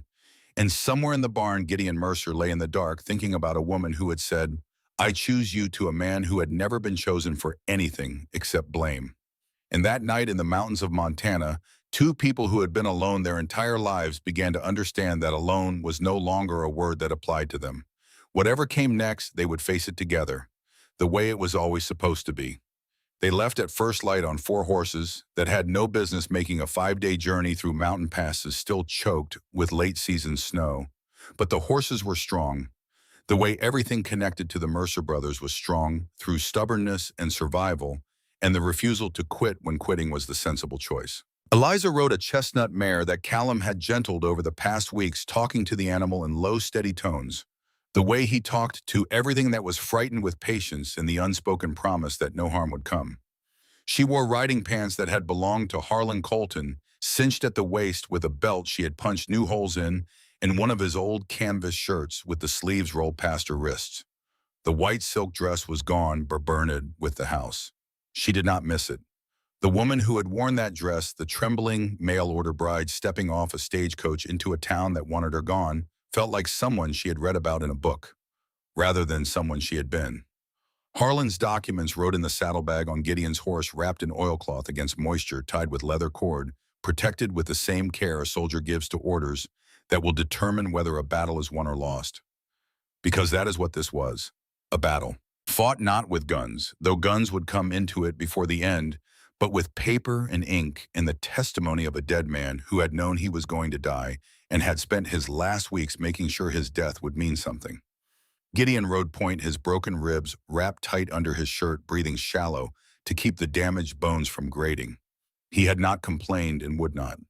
Boone rode the left flank, positioned between Eliza and the western tree line, his gaze sweeping the landscape in constant, restless arcs, yet cataloging terrain the way a general catalogs a battlefield. His face still bore faint pink lines from the glass cuts, and his hands were bandaged where the flames had licked his skin, but he rode with the easy competence of someone for whom pain was a condition of living rather than an interruption to it. Callum rode closest to Eliza, his herb pack on his back, his rifle in a scabbard on his saddle, scanning the trail ahead with the knowledge of these mountains that his brothers respected and the rest of the world did not know existed. North Trail, Callum said, guiding them onto a path so narrow and overgrown that Eliza would have ridden past it without noticing. Nobody uses it because nobody knows it is here. Old Trapper wrote from before the miners came. Adds a day to the journey, but no one will follow. You are certain, Gideon asked. I am certain nobody from Elkhorn Ridge knows this trail. I am less certain about the snow in the high pass. If it has not melted enough, we will have to dig through or go around. We dig through, Boone said. Going around adds 2 days. 2 days is 2 days Silas uses to build his defense. They rode single file through old-growth pine forests where the canopy blocked the sky and the trail felt like a tunnel carved through living wood. The air smelled of resin and snowmelt. They camped the first night in a hollow below the tree line, sheltered from wind by a granite outcropping. No fire, cold food, jerky and hardtack that tasted of nothing but served the purpose of filling a stomach that needed fuel for tomorrow's climb. The brothers settled into their nighttime positions with the practiced ease of men who had been sleeping in the wilderness their entire lives. Callum took first watch. Boone laid out his bedroll near the horses' guns within arm's reach. Gideon placed his bedroll beside Eliza's close, but not touching, maintaining the careful distance he always kept. You should sleep, he said quietly. I know. But you will not. Not yet. Silence. The wind moved through the pines above them with a sound like the mountain breathing. Are you afraid? Eliza asked. Of Silas, no. Of Helena, of what happens when we get there. Gideon was quiet for a long time. When he spoke, his voice was lower than usual, voice he used when he was saying something true rather than something useful. I am afraid of cages. I have lived free my entire life, even when free meant hunted and cold and hungry. The idea of walls that do not open, of doors someone else controls, that is the thing that comes for me in the dark when I cannot sleep. Then why are you doing this? Why turn yourself in?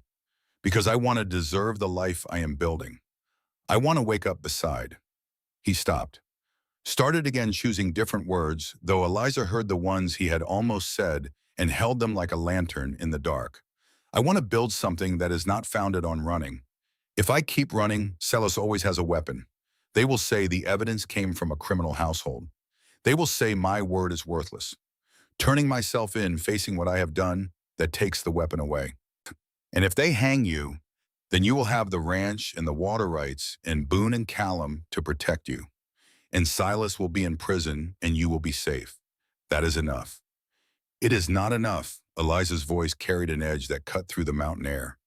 You do not get to decide that your life is an acceptable trade for my safety. I did not marry you so you could die for me. I married you so we could live together. In the darkness, she felt rather than saw him turn toward her. And then his hand found hers rough palm against smooth calloused fingers threading between slender ones, and he held on with a grip that was firm and gentle and said everything his voice could not.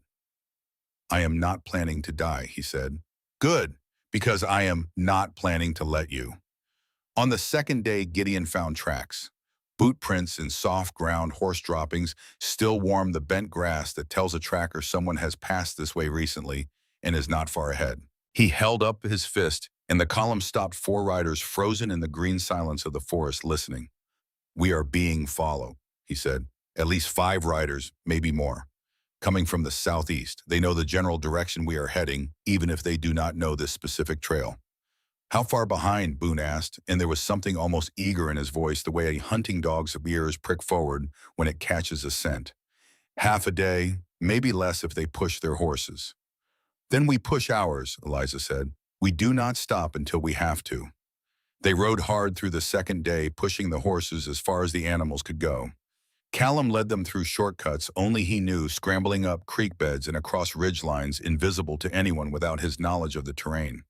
By nightfall, they had gained ground, but not enough. The trackers were still behind them. The third day brought them to Eagle Pass. It was a narrow defile cut through solid granite by 10,000 years of snowmelt and erosion. A slot canyon barely wide enough for 2 horses abreast, with walls that rose 40 feet on either side, like the pages of a book standing on edge. The trail ran through the center, flat and sandy, with scattered boulders that had fallen from the walls over centuries, creating a corridor of natural cover that was perfect for travel and equally perfect for ambush. Gideon stopped at the entrance and studied the pass the way a man reads a contract he knows contains a trap. His eyes moved from the walls to the boulders to the far end, where the canyon opened into a meadow, and his expression shifted from caution to certainty. They are in there, he said. How do you know? Eliza asked. Because it is where I would be. Boone smiled. The dangerous smile, the one that showed teeth and reached his eyes, and meant that some part of him, some deep and primal part that he kept chained most of the time, was glad for what was about to happen. How many? At least 7 based on the tracks. They came in from the south entrance and set up positions along the walls. High ground cover, crossfire angles. Professional work. Greaves, Eliza said. Silas sent Dalton Greaves. Probably. Greaves is a soldier. He knows how to set an ambush. So what do we do? Go around when? Going around adds 2 days, Boone said. 2 days we do not have. Going through means riding into a kill box, Callum said. Eliza looked at the canyon. She looked at the walls, the boulders, the narrow passage that could become a grave for 4 people and 4 horses.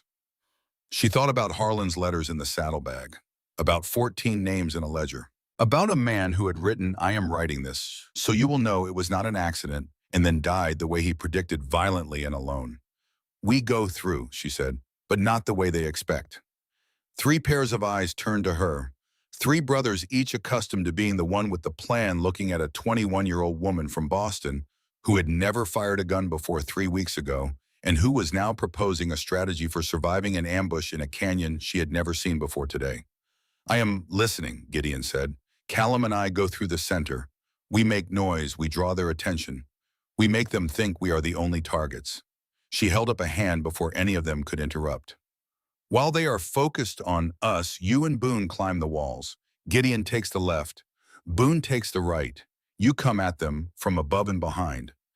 You want to use yourself as bait, Gideon said. His voice was flat, which meant he was furious, which meant she was probably right. I want to use mathematics. 7 men looking in one direction are vulnerable from 2 other directions. That is not bravery. It is geometry. Boone laughed. A real laugh, sudden and sharp, the first genuine sound of amusement Eliza had heard from him since the night she had sat beside him on the porch steps while his brother burned with fever. "I like her plan," he said to Gideon. "I like her. I have never said that out loud before. I am saying it now. Listen to her." Gideon looked at Boone, looked at Eliza, looked at the canyon. His jaw worked the way it worked when he was fighting with himself, the careful tactician wrestling the man who wanted to wrap Eliza in armor and hide her somewhere no bullet could reach. "If anything happens to you in there," he said to Eliza, and his voice was quiet and rough and final, "I will burn this entire territory to the ground. Nothing is going to happen to me because you will be on that wall making sure it does not." They moved. Gideon went left, scaling the canyon wall with the silent efficiency of a man who had grown up climbing mountains. His broken ribs slowed him. Eliza could see the careful way he pulled himself up, the pauses when the pain caught and held before releasing. But he did not stop, and he did not make a sound. Within minutes, he had disappeared into the rocks above a shadow among shadows, a ghost with a gun, and a debt to a dead man that he intended to pay in full. Boone went right, climbing with a speed that bordered on reckless, his bandaged hands gripping stone with the strength of a man who trusted his body the way he trusted his guns, absolutely and without reservation. He reached his position in half the time Gideon took, because Boone Mercer did everything at a speed that suggested he was racing against something only he could see. Callum rode beside Eliza into the mouth of the canyon. His face was calm, but his hands held the reins with a tension that betrayed the calm, and his rifle was out of its scabbard and laid across his saddle. "If shooting starts," he said, "get off the horse and get behind the biggest rock you can find. Do not stand up until I tell you." "Callum." "Yes." "Do not die." He smiled, that warm Callum smile that had been the first thing to make Eliza feel safe in Montana. "I am not planning on it." They were halfway through the pass when the voice came from above. "Mercer, we know you are down there. Hand over the papers and the woman, and you can ride out. Dalton Greaves." His voice echoed off the canyon walls, multiplied and distorted, coming from everywhere and nowhere. Eliza could not see him, but she could feel his eyes on her, the way prey feels the predator's gaze. "That you, Greaves?" Callum called back, his voice easy, conversational, as though they had run into each other at the general store. "How much is Silas paying you?" "Has to be a lot to make you this foolish." "Enough. Now hand over the documents." "What documents?" Callum said, feigning confusion so convincingly that Eliza almost believed him. "We are just out for a ride. Beautiful country up here. You should see the wildflowers in the meadow just past the—" A gunshot cracked the air. The bullet hit the rock 3 feet to Eliza's left, sending up a spray of stone chips that stung her cheek. Her horse reared, and she gripped the reins and forced the animal down and back under control, her heart slamming against her ribs, but her hands, she noticed with distant surprise, not shaking at all. "Next one is not a warning," Greaves shouted. "Well, that is rude," Callum said. "Then lower to Eliza. Get down, now." They dismounted in a single coordinated motion, dropping behind the nearest boulder as gunfire erupted from both canyon walls. Bullets cracked against stone, ricocheted off granite, kicked up dust. The horses bolted forward through the canyon, wild-eyed and terrified, and Eliza let them go because a spooked horse was a moving target that would draw attention and draw fire, and every bullet aimed at a running horse was a bullet not aimed at her. Behind the boulder, she pressed against Callum's side and felt the rapid thud of his heartbeat through his shirt. He was scared. They were both scared. But he raised his rifle over the top of the boulder and fired 2 shots not aimed at anyone, aimed at the canyon wall above the position where the shots had originated, and the sound was enormous in the confined space, bouncing off the walls like thunder trapped in a box. "Shoot high," Eliza said, and she raised Harlan's rifle and fired at the rocks above a second cluster of men, and stone chips exploded and rained down, and somewhere up there a man cursed and ducked. "Make it sound like there are more of us." They fired in a pattern, alternating shots aiming at stone rather than flesh, filling the canyon with noise and ricochets and confusion. And on the walls above, moving through the rocks like wolves through underbrush, Gideon and Boone went to work. Eliza did not see what happened on the canyon walls. She did not need to. She heard it. The sound of a man grunting in surprise as someone came at him from behind. The crack of a gun butt against a skull. A short scream cut off by a fist. The clatter of a weapon dropping onto stone. Then silence from one position. Then another. Gideon worked the left wall, methodical, precise disabling rather than killing, using his fists and the butt of his pistol with the controlled violence of a man who knew exactly how much force was required to end consciousness without ending life. His broken ribs screamed with every impact. Eliza knew. This the way she knew the sun would set. But he did not stop, and he did not falter, and he did not make a sound that would reveal his position. Boone worked the right wall. He was faster than Gideon, less precise, more forceful, a thunderstorm compared to Gideon's earthquake. Where Gideon disabled with calculated strikes, Boone overwhelmed with speed and aggression, appearing behind men, like a specter and ending the confrontation before it could become a fight. 3 men on the right wall went down in under 2 minutes, none dead, all unable to stand, and Boone moved through them like wind through wheat. The firing from above stopped. One by one the positions fell silent. And then Dalton Greaves' voice rang out, no longer commanding, but uncertain, the voice of a man whose ambush has become his trap. "What the hell is happening up there?" "Your boys just got smart," Boone called from the right wall, his voice carrying the particular satisfaction of a man who has just done the thing he is best at in the world. "You should try it." Silence, then the sound of boots on stone moving fast, moving away. Greaves and the 2 men who still had functioning legs were running, scrambling down the far side of the canyon wall, heading for their horses. "Let them go," Gideon said, appearing at the top of the left wall, silhouetted against the sky. His voice was tight with pain and control. "Let Greaves go back to Silas. Let him tell Silas what happened. Let Silas know we are coming." Callum helped Eliza to her feet. Her legs shook. Her ears rang from the gunfire. Her cheek bled where the stone chips had cut it. But she was standing, and she was alive, and the documents were intact. Gideon descended the wall and crossed the canyon floor to her. He moved stiffly, his broken ribs punishing him for every strike he had thrown, but his eyes found hers and held them with something she had not seen there before. Pride. "You did good," Boone said, dropping down from the right wall. His knuckles were raw, his eyes bright. "That trick with the ricochet shots. Smart. I did not want to kill anyone. I know, that is what makes it smart. Killing is easy. Not killing when you have the right to, that takes something most people do not have." They collected the horses, tied up Greaves' abandoned men with their own belts, and rode on toward Helena. They arrived 5 days after leaving the ranch, riding into Helena on exhausted horses covered in trail dust, in the particular kind of weariness that settles into the soul. The marshal's office sat on the main street, a stone building with barred windows. Marshal Everett Redford sat behind a desk covered in papers, a man of 58 with silver hair and eyes that had seen so many lies. They had developed a permanent squint of skepticism. When the door opened and 4 people walked in, his hand went to his gun. Gideon Mercer. The name came out flat with but surprise, the way a man says a word he has been expecting to hear for a long time. "Never thought you would walk into my office voluntarily." "Marshal Redford, I am here to turn myself in." "Is that so?" "After you hear what my wife has to say." Redford's eyebrows rose. He looked at Eliza, at the riding pants and canvas shirt, and the bruise on her cheekbone, and the rifle she carried like a woman who had learned what it was for. Then at Boone with his 2 guns and his bandaged hands and his expression that said, "I am cooperating, but I am also keeping count of exits." Then at Callum, who stood slightly behind the others, calm and watchful, his herb pack on his back, like a doctor arriving at a field hospital. "Your wife," Redford repeated. "Eliza Mercer," Eliza said, stepping forward and laying Harlan's documents on the desk. "Formerly Eliza Winslow, I have something you need to see." She spread the letters across his desk. She opened the ledger. She spoke for 20 minutes without stopping, laying out the pattern of death and acquisition that Harlan Colton had documented with the precision of a man who knew he was writing his own obituary. 14 names, 14 deaths, 14 properties acquired by Silas Pendleton within weeks of their owner's convenient demise.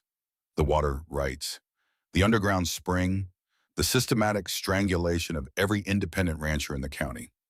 Redford read, his face darkened like a sky before a storm, the lines around his eyes deepening, his mouth thinning to a line. When he finished the last letter, he set it down carefully, the way a man sets down something explosive. "This is serious." "It is the truth," Eliza said. "My first husband documented everything before Silas had him killed. Every threat, every suspicious death, every piece of the pattern. First husband, Redford looked at Gideon. How many have you got? Just the one, partner, Gideon said. Harlan Colton was the man she was supposed to marry. He died before she arrived. I married her to keep Silas from stealing her land. Now I am standing in your office telling you that the man who killed Harlan Colton has killed 14 other people, and I am asking you to arrest him. And then arrest you. And then arrest me for whatever charges are still on my record. I will face them, but Silas first. Justice for the dead before justice for the living. Redford stood, walked to the window. Stood there for a long time looking out at the street where people walked and horses pulled wagons. And life went on the way life does, indifferent to the weight of what was being decided in a small stone office. I am sending deputies to Elkhorn Ridge tonight, he said. If Pendleton's there, they will bring him in. If he has run, we track him. He turned to Gideon. You are not under arrest, not yet. Call it protective custody. You stay in Helena until this is resolved. All four of you. Understood. And Mercer. Redford's eyes held Gideon's. I knew your mother, Sarah Mercer. She taught Sunday school at the church in Copper Creek before she moved up the mountain. She was a good woman. Yes, sir, she was. What happened to her was a crime that nobody answered for. What you did about it was what any man would have done, and the fact that you were 15 years old and used your father's axe to do it does not make you a criminal. It makes you a son who loved his mother. That is what I will tell the judge when your time comes. Gideon said nothing, but his jaw worked and his eyes went bright for just a second before the granite slid back into place. They stayed at a boarding house in Helena, clean rooms, hot water food that someone else had cooked. That evening, Eliza found Gideon sitting on the boarding house porch watching the sunset paint Helena in shades of gold and rust. You could hang, she said, sitting beside him. Not gently, not easing into it. She said it the way she said everything now, directly, because they had moved past the stage where truth needed softening. I know. And you turned yourself in because you want to deserve building a life with me. He looked at her. You listened that night, on the barn steps. Every word. Then you know. I know you are the best man I have ever met, and the world has spent 21 years telling you otherwise, and I am tired of the world being wrong about you. Gideon reached for her hand, not tentatively, not slowly. He reached for it the way a man reaches for a rope when he is drowning with certainty and need. His calloused fingers closed around hers and held. When this is over, he said, when the trial is done and Silas is in prison and whatever happens to me has happened, will you still be there? Where else would I be? You could go back east, start over, marry someone without a record and a reputation that precedes him into every room. I could, I will not. Why here? Because you fix fences at dawn and walk perimeters at midnight, and you caught me when I jumped from a burning house, and you did not let go even when your ribs broke. Because you are honest about what you have done and brave about what it wanted, and because when you look at me, I feel like the person I was always supposed to be. That is why. He kissed her. Not the way she had imagined a first kiss would be, not gentle or tentative or sweet. He kissed her the way a man kisses a woman when he has been holding himself back for weeks, and the holding has cost him more than the broken ribs and the canyon fight and the 21 years of loneliness combined. He cupped her face in his hands, those rough, scarred hands that had built and broken and rebuilt, and he kissed her with a tenderness that made the roughness irrelevant. When they parted, foreheads touching both, breathing hard, Eliza said, For a man everyone calls dangerous, you kiss remarkably gently. And Gideon Mercer smiled. Not the ghost of a smile, not the suggestion of a smile, not the place where a smile would be if he remembered how. A real smile, small and startled and radiant, like the first light of morning breaking over a mountain that has been in shadow for years.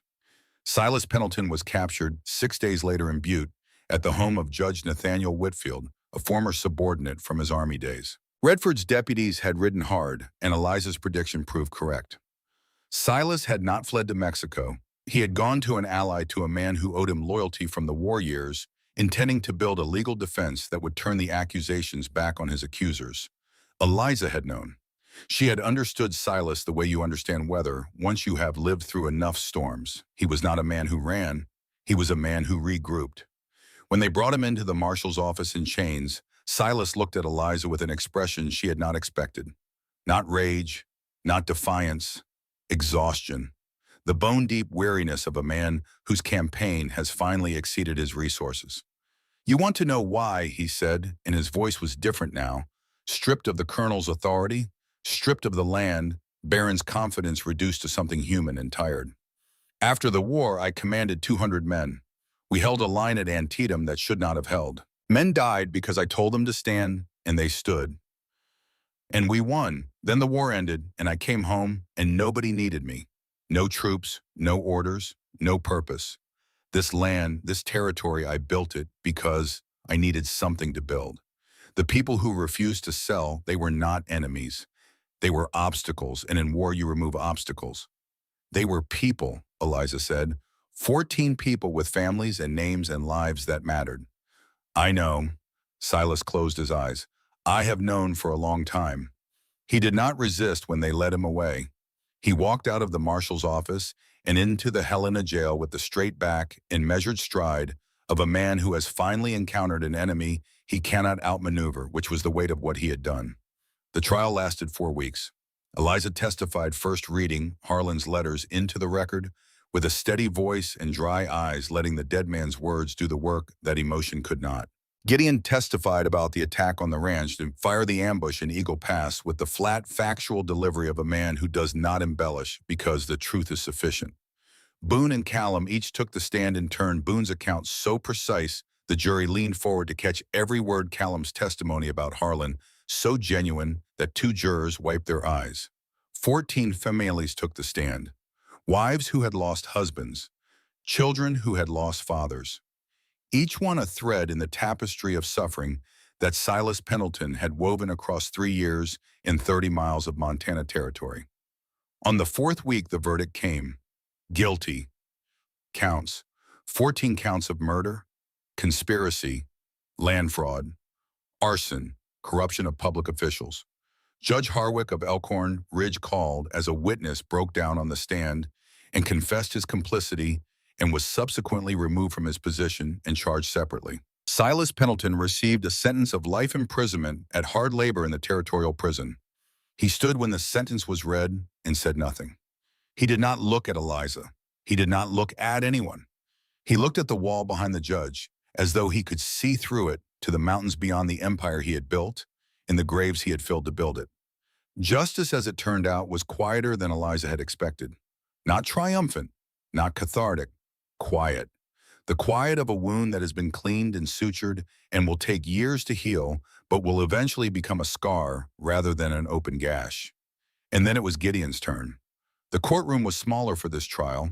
Different judge, Judge Catherine Ainsley, 50 years old with silver hair pulled back in a severe knot and eyes that missed nothing and forgave less. She was known throughout the territory as fair and unforgiving, a woman who had fought to be taken seriously in a profession that considered her gender a disqualification and who had won that fight through competence, so undeniable that even the men who resented her could not argue with her record.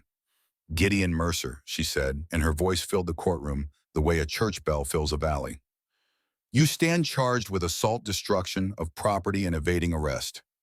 Multiple counts spanning 2 territories. How do you plead? Guilty, Your Honor, to all of it. I did those things. I am not here to deny what I have done. Marshal Redford stood. Your Honor, if I may speak on behalf of the defendant. Proceed, Marshal. I have been a lawman for 30 years. I know the difference between a man who claims he has changed and a man who has. Gideon Mercer turned himself in voluntarily, knowing the likely consequences. He provided testimony instrumental in convicting a mass murderer. He protected a woman from corruption at risk to his own life multiple times without expectation of reward. And he did all of this while carrying the weight of a reputation earned at 15 years old when he killed 3 men who had just murdered his mother. Redford paused. I knew Sarah Mercer. She was a good woman. Her son deserved better than 21 years of being called a monster for doing what any son would do. Gideon Mercer has reformed, not as a strategy, as a man who decided he wanted to be worthy of the people who love him. That kind of change is rare. It deserves recognition. Judge Ainsley turned to Eliza. Mrs. Mercer, do you wish to address the court? Eliza stood. She wore a simple dress borrowed from the boarding house owner, Her hair braided her face clean of everything except the truth she was about to speak. Your Honor, when I came to Montana, I was alone. No family, no money, no one in the world who knew my name.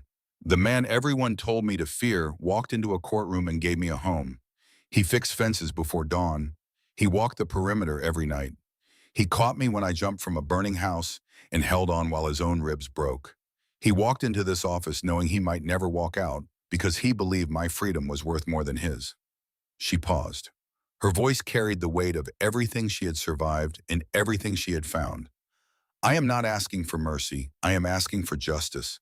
A man willing to face the consequences of his past to give someone else a future is not the man he used to be.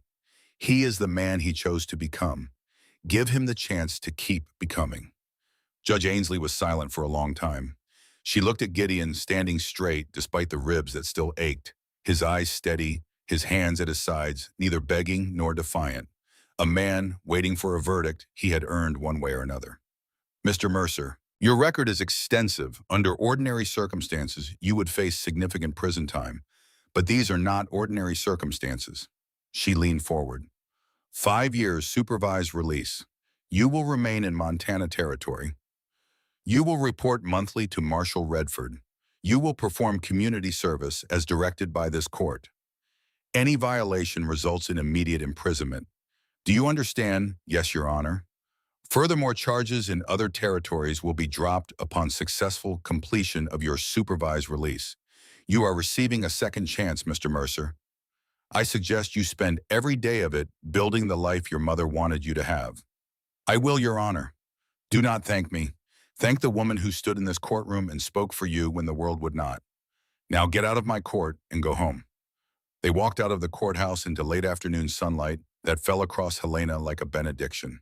Eliza took Gideon's hand and he took hers, and they stood on the courthouse steps and breathed air that tasted like freedom, which is to say it tasted like pine and dust and the particular sweetness of a future that has been fought for and won. Callum appeared beside them and put his arms around both of them. His eyes bright with tears he did not hide because Callum had never seen the point in hiding what he felt. We did it, he said. We actually did it. Boone stood apart the way Boone always stood apart, hands in his pockets, jaw-tight eyes fixed on the middle distance. Eliza reached for him, took his hand, pulled him toward the others. He resisted for 1 second, 2. Then he let her pull him in, and for a moment on the steps of a courthouse in Helena, Montana, in the golden light of an afternoon that neither of them had been certain they would live to see, 4 people held each other and did not let go. They returned to Elkhorn Ridge 3 days later and stood before the ashes of the house that had been, and Eliza said, we build here, higher ground, better view of the valley. And they built, and they built. Gideon built the frame with mortise and tenon joints fitted so precisely they would hold without nails. Boone raised the walls with a force that made the ground shake. Callum did the finish work and carved a sign for above the front door that read, Mercer, in letters that were steady and clean and permanent. Neighbors came to help the ranchers who had nearly lost everything to Silas Pendleton, bringing lumber and nails and food and the particular kind of gratitude that expresses itself through labor. The house rose from the ashes through spring and into summer, and the sound of hammers rang across the valley like a heartbeat returning to a body that had been still too long. The house was finished by late August. 4 bedrooms. A kitchen large enough for a table that seated 6. A porch that wrapped around 2 sides and faced east to catch the sunrise and west to catch the sunset because Eliza had decided that a house should greet the day from both directions. The town changed, slowly the way a river changes its course. People saw Callum treating sick children with his herbs charging nothing. They saw Boone teaching Tommy Evershaw, a 16-year-old orphan he had taken on as a ranch hand, how to ride and stand straight and look a man in the eye. They saw Gideon helping neighbors rebuild fences and barns. The whispers faded. Not all at once, but enough people looked past the stories to see the truth. 3 brothers who had been broken by violence and loneliness, and a woman from Boston who had seen not what they had been, but what they could become. One evening in September, Eliza sat on the new porch with Gideon beside her, watching the sun go down behind the mountains. The air smelled of cut wood and the last flowers of summer, and the clean, cold water of the creek that ran through their property, the water that Silas Pendleton had killed for and that now belonged to a family that would never sell it. Harlan would not believe this, Eliza said. Harlan would be proud, Gideon said. He wanted this land to live. It is living. He wrote to me that he needed a woman of courage who does not fear labor or solitude. I wonder what he would think of what I found instead. What did you find? Eliza looked at him. At the scar and the steady gaze in the jaw that had been clenched for 21 years and was only now slowly learning to relax.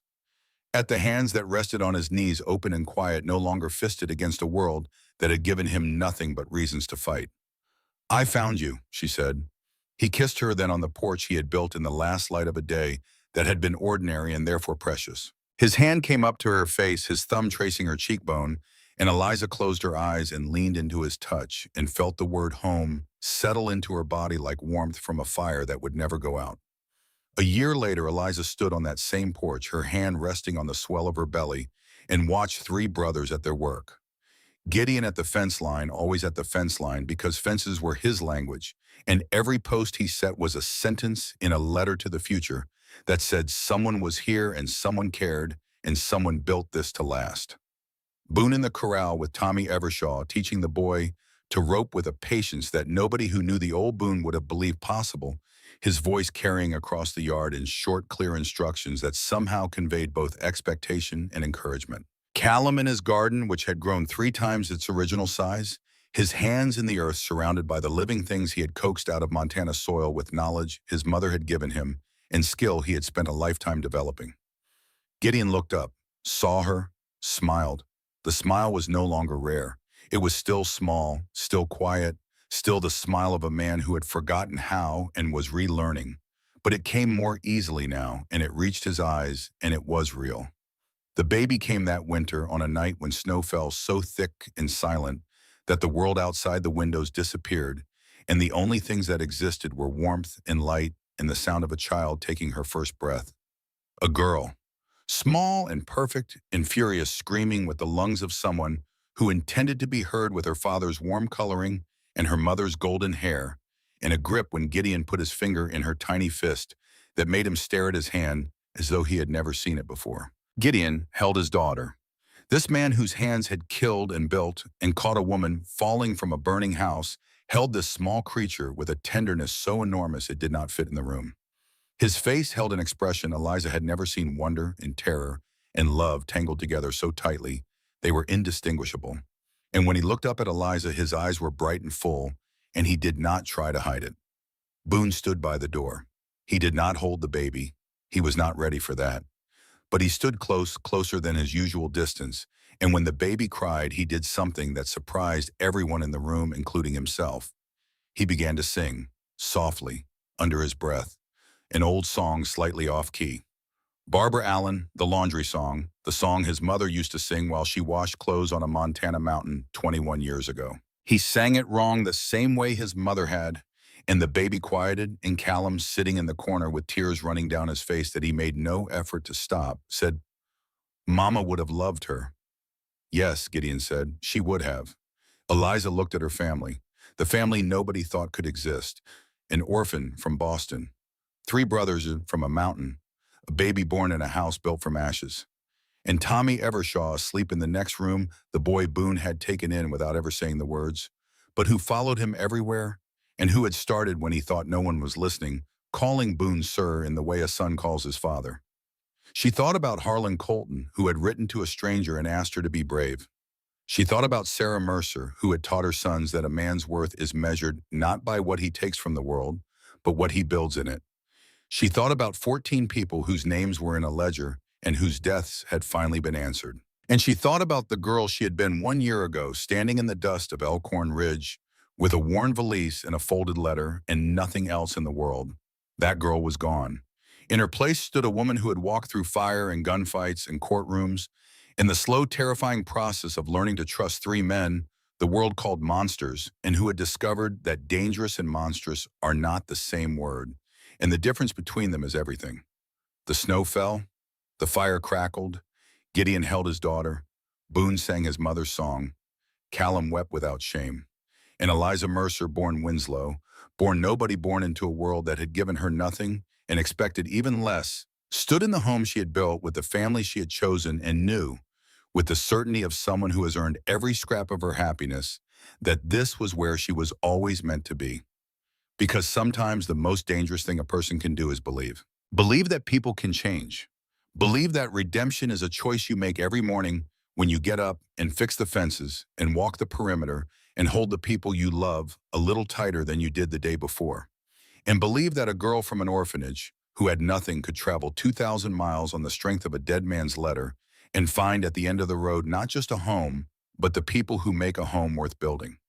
The snow kept falling, the mountains stood watch, and inside a cabin built from ashes and stubbornness and love, a family that should not have existed held each other close, and the night was long, and the fire was warm, and nobody was alone.